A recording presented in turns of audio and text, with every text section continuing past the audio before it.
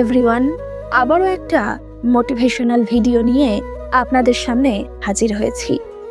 তো চলুন আজকের দিনটা একটু পজিটিভিটি আর নতুন স্বপ্ন দিয়ে শুরু করি। পকেটে টাকা না থাকলে এক সময়ের তুমি ছাড়া বাঁচব না বলা মানুষটিও খুব সহজেই বলে দেয়, তোমার সাথে আমার ভবিষ্যৎ নেই, আমি তোমার সাথে সারাটা জীবন কাটাতে পারবো না। সম্পর্কের শুরুতে সবকিছু খুব রঙিন মনে হয়, কত শত প্রতিশ্রুতি, কত আবেগ।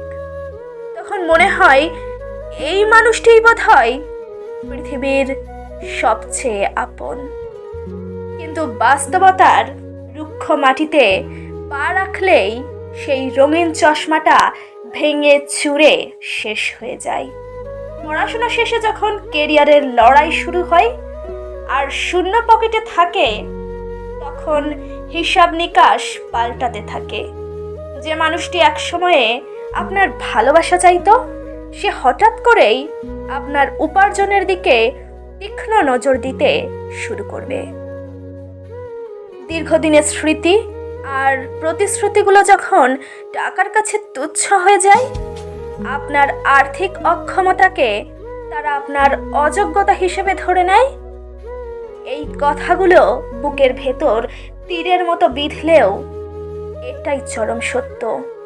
আসলে পকেটে ওজন কমলে অনেকের ভালোবাসার গভীরতাও অনেকটাই কমে যায়। তো এই আঘাত থেকে কি আপনি একদম দমে যাবেন? না, একদম না। মনে রাখুন এই 3টি কথা, যা আপনার জীবনটাকে বদলে দেবে এবং বাস্তবতাকে মেনে নিতে সাহায্য করবে। নাম্বার 1, বাস্তবতাকে মেনে নিন।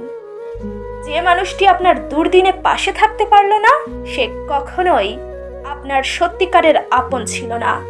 তার চলে যাওয়াটা আপনার ক্ষতি নয়, বরং একটি বড় শিক্ষা। নাম্বার 2, নিজেকে কখনো দোষারোপ করবেন না। আপনার পকেট শূন্য হতেই পারে, কিন্তু আপনার ভালোবাসা তো কখনো মিথ্যা ছিল না। অযোগ্য কিন্তু আপনি নন, বরং তাদের ধৈর্য অনেকটাই কম ছিল, তাই আজকে তারা আপনার সঙ্গে নেই। নাম্বার 3, অপমানকে শক্তিতে পরিণত করুন। অবহেলা আর অপমানকে জেদ হিসেবে জমিয়ে রাখুন। একেই সফল হওয়ার সবচেয়ে বড় হাতিয়ার বানিয়ে নিন। দেখবেন চলার পথে আপনি অনেকটাই এগিয়ে গেছেন। শেষ কথা, যে মানুষটি আপনার বর্তমান পরিস্থিতি দেখে ছেড়ে চলে গেছে, তার জন্য এক ফোঁটা চোখের জলও ফেলবেন না। নিজেকে এতটাই যোগ্য আর সফল করে তুলুন যেন একদিন আপনার সেই সফলতা দেখে তারা আফসোস করতে বাধ্য হয়। মনে মনে বলুন, আমার শূন্য পকেট আজ আমাকে যে শিক্ষা দিল, আমার সফলতা একদিন ঠিক তার যোগ্য জবাব দেবে। হেই এভরিওয়ান, আসসালামু আলাইকুম। আজ তাহলে আসি, দেখা হবে পরবর্তী কোনো ভিডিওতে, নতুন পথে নতুন খোঁজে।